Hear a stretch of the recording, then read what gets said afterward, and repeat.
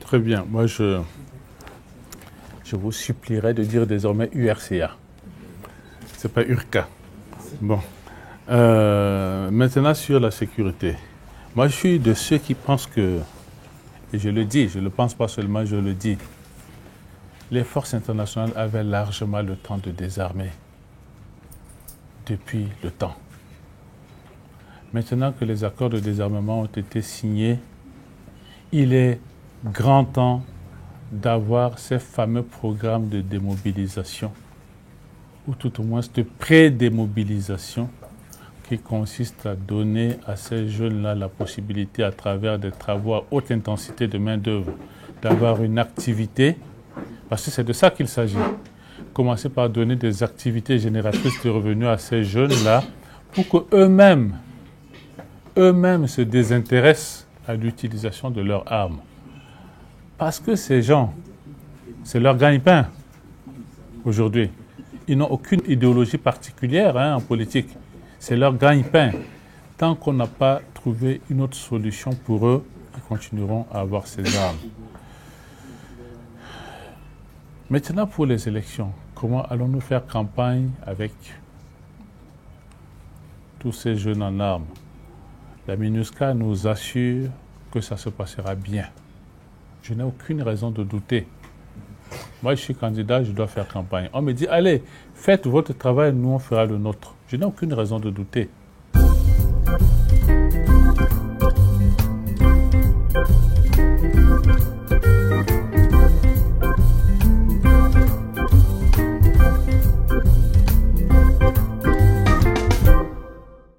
Il faut savoir que j'aspire à diriger un pays. Et que pour moi, ce n'est pas un boulot. Ce n'est pas ça qui va me permettre de vivre.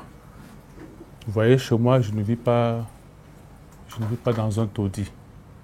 Je n'aspire pas à chercher un pouvoir pour avoir de l'argent. J'aspire à diriger un pays pour en faire quelque chose de différent. À ce titre, je dois me faire connaître et respecter dans le monde. Avant. Pas après. Avant. Et c'est ce que je fais. Ce n'est pas seulement le Quai d'Orsay, l'Élysée, aux États-Unis, je suis reçu. Partout où je peux être reçu, dans les palais africains, je suis reçu. Je m'organise pour être reçu partout. Je m'organise pour me construire un nom qui soit respecté avant que je n'aille en compétition.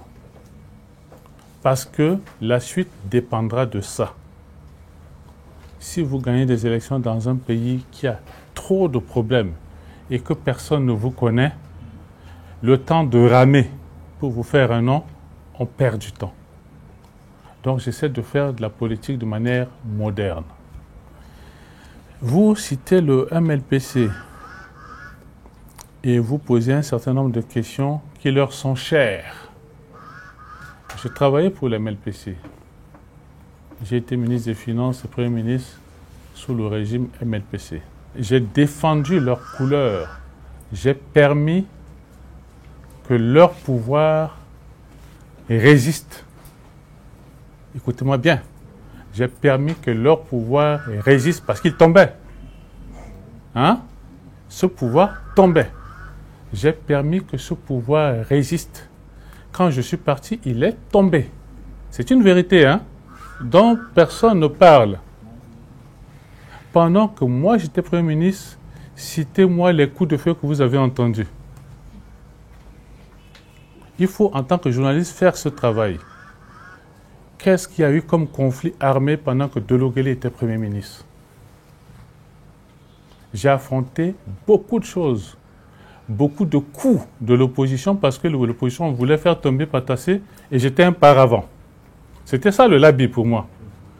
Recevoir des coups et apprendre à les encaisser sans réagir.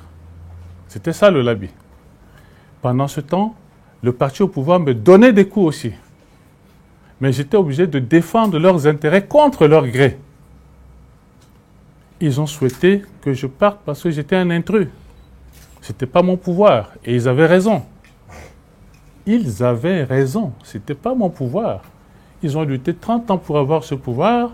Et quelqu'un venu d'une banque là, technocrate, et puis il a eu tous les bons postes. Ils avaient raison. Je suis parti. J'ai continué mon chemin. Ils sont tombés.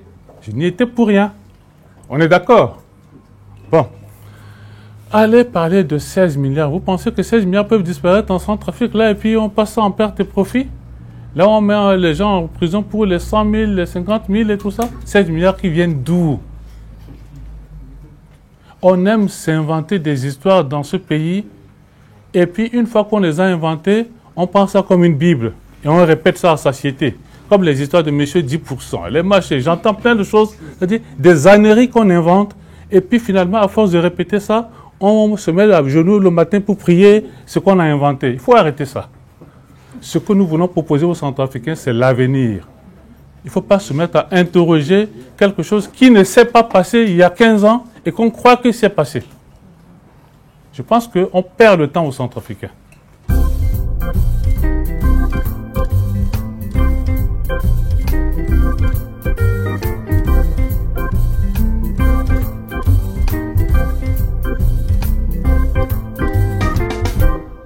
L'idéologie, c'est la social-démocratie. C'est ce que j'ai essayé d'expliquer hier un peu dans mon discours. C'est-à-dire que nous partageons la logique du marché où il faut créer des richesses et l'État doit s'organiser pour que la distribution de ces richesses ne laisse personne à côté de la route. C'est-à-dire que tous les citoyens doivent pouvoir bénéficier des richesses créées. Ça, c'est l'action de l'État. Mais l'État doit encourager le secteur privé pour créer des richesses. C'est un résumé, mais c'est comme ça que nous voyons notre idéologie. Et nous avons comme devise paix, parce que nous avons besoin de paix. Rassemblement, parce que nous avons besoin de rassembler tous les fils du pays qui sont éparpillés un peu partout, hors du pays, hors de leur maison. Et développement, parce que sans développement, rien ne peut se passer dans ce pays. Pour répondre à la question que vous êtes en train de poser, effectivement, nous avons été parmi les premiers à nous inquiéter de ce chronogramme de l'ANE qui fixe à 1 mois le délai d'enrôlement et qui cite des préfectures et on a vu que toute la région Est est oubliée. Et la question qu'on a posée à la réunion du cadre de concertation, c'est est-ce que vous êtes en train de consacrer la division du pays? Ils nous ont dit non, ça va se faire. Je n'ai aucune raison de ne pas les croire s'ils disent que ça va se faire. Voilà. Donc, apparemment, c'est en cours.